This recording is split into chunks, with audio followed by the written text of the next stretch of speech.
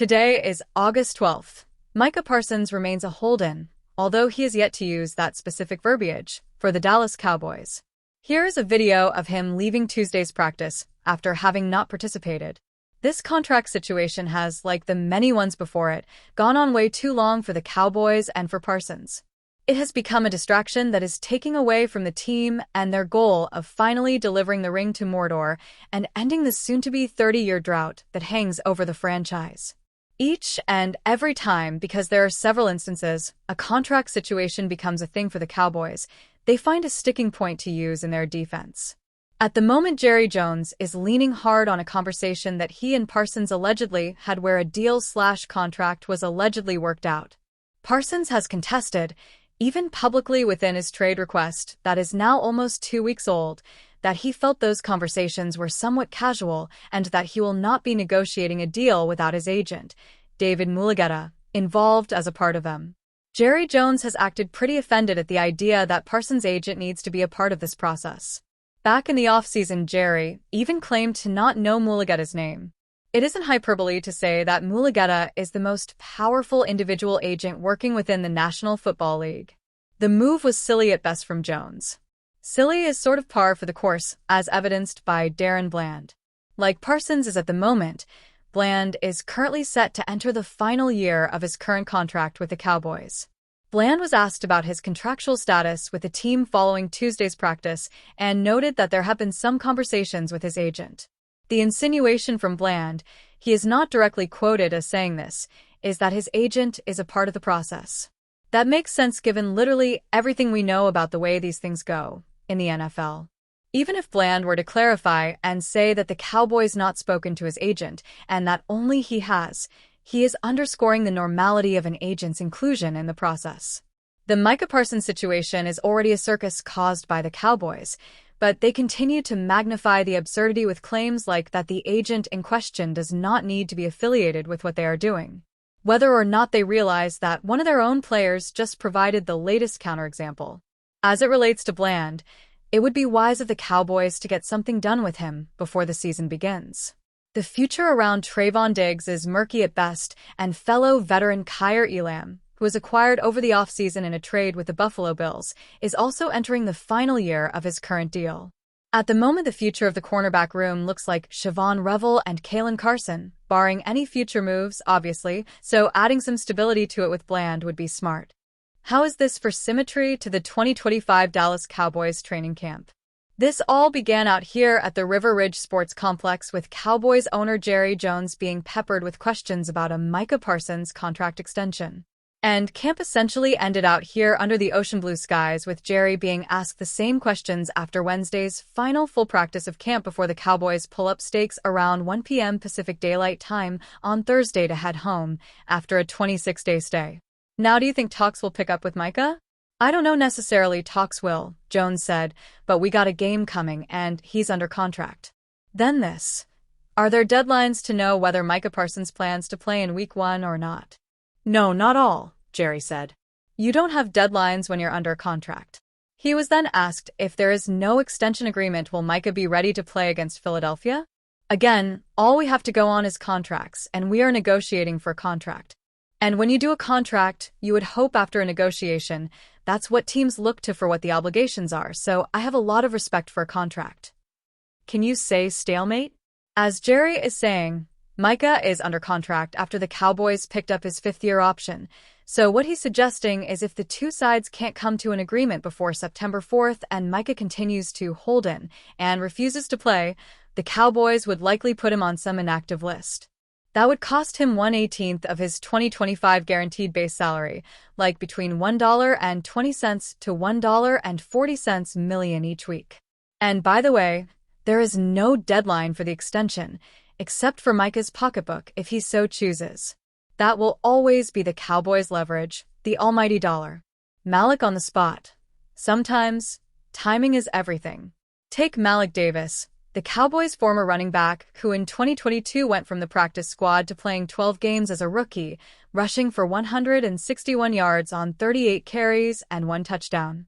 In 2023, Davis played 1 game, spending the rest of the season on the practice squad. Same for 2024. then was released after signing a futures contract after the draft in 2025. Well, here Davis is again, signs one day with the Cowboys, who are dealing with running back room injuries and needed an able body. And without the benefit of even one padded practice, goes out to lead the team in rushing in the first preseason game with 63 yards on 7 carries. Well, as he pointed out after Tuesday's practice, good thing the Cowboys didn't call him the previous week. I had just had all 4 impacted wisdom teeth removed. Wouldn't have been healthy enough to play tackle football. Timing, right? Somebody draft Phil. The Cowboys selected Clemson running back Phil Mafah with their second of 3 seventh-round picks in the NFL draft. The guy ran for 1,115 yards and 8 touchdowns for Clemson in 2024. In 2023, he totaled 965 yards rushing, including 186 on a Clemson record 36 carries against Notre Dame, and he finished his 4-year career with 2,887 yards rushing. Yet, 238 players were drafted ahead of him. Say what? Well, number 37 has shown he is outplaying his draft status, not only in the first preseason game but also in the scrimmage and consistently in practice. What gives? This is the first time in pads with a good shoulder, Mafah said. What most don't realize, the 6'1", 232-pound rookie played last season at Clemson with a torn labrum in his shoulder. Went to the scouting combine for interviews only. Didn't work out. Now playing free. Could be the steal of the draft, running as if his hair's on fire. What we saw, kicker Brandon Aubrey in back-to-back live kicking sessions this week went 5 of 6 on both Tuesday and Wednesday, 1 miss from 44 yards with the wind and 1 miss from 45 against the wind. But he also came back Tuesday to nail a 52-yarder. Linebacker Maris Lafau is having one of the best camps on defense, lining up outside when the Cowboys are in their base 4-3 alignment, attributing his upgraded play thanks to being in the second year of his NFL career.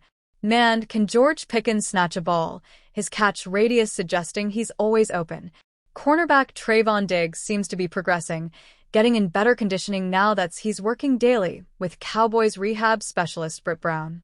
But he still has yet to come off PUP, though doing a few ball drills to the side with Cowboys strength and conditioning coordinator Harold Nash. Nate Thomas continues to improve at left tackle in place of the rehabbing Tyler Guyton, and that he only played 10 snaps in the first preseason game indicates the coaching staff is intent on limiting his exposure to injury. And on Wednesday, Guyton was working on the resistance cords with Britt, definitely a step in the right direction. Nice pick by Marquise Bell of Joe Milton, and then one late in Wednesday's practice by Sam Williams off Dak Prescott, taking the ball 100 yards for a would-be touchdown. Snap perspective. There seems to be some worry out there about the limited snaps in the first preseason game given to some of the Cowboys' young players. Well, look at it this way. Most of these frontline players, especially the starters on the offensive line, got extensive work in the scrimmage with the Rams.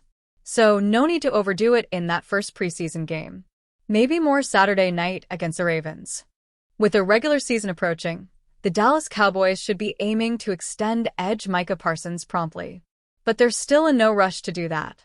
Parsons is set to play on the 5th-year option of his rookie contract in 2025 and has requested a trade. Dallas insists it has no plans to move the 26-year-old pass rusher, but hasn't clarified when it will extend him, giving him a new deal before the regular season opener against the Philadelphia Eagles on September 4th at 8:20 p.m. Eastern Time. NBC, Peacock. Seems wise. Dallas owner Jerry Jones, however, said that's not the team's deadline, nor does it need one. No, not at all, Jones said Wednesday, via Jonah Javad of WFA-TV in Dallas. You don't have deadlines when you're playing under contract. Parsons is under contract, but that doesn't mean he must suit up. The edge could hold out of regular season games, like former Cowboys star running back Emmitt Smith did in 1993. The Pro Football Hall of Famer missed the first 2 games of the season before becoming the league's highest-paid RB at that time. Parsons hasn't said whether he would hold out of regular season games, but it's apparent he's unhappy with where things stand. My mouth is closed, Parsons said Wednesday while leaving the practice field in Oxnard, California, via field-level media. Jones didn't say if talks with Parsons would resume when the Cowboys returned to Texas for their second preseason game against the Baltimore Ravens. The matchup is scheduled for Saturday at 7 p.m. Eastern Time. The owner still seems confident Parsons will play on the fifth-year option if Dallas doesn't sign him before the start of the regular season. Again, all you've got to go on are contracts, Jones said. We are negotiating for a contract.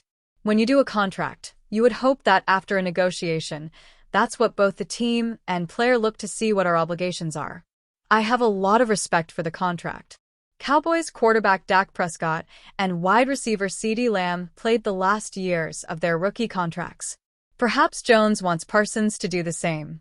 Still, that would be silly. Paying the four-time Pro Bowler should be a no-brainer for the Cowboys, so they should stop wasting time and show him the money.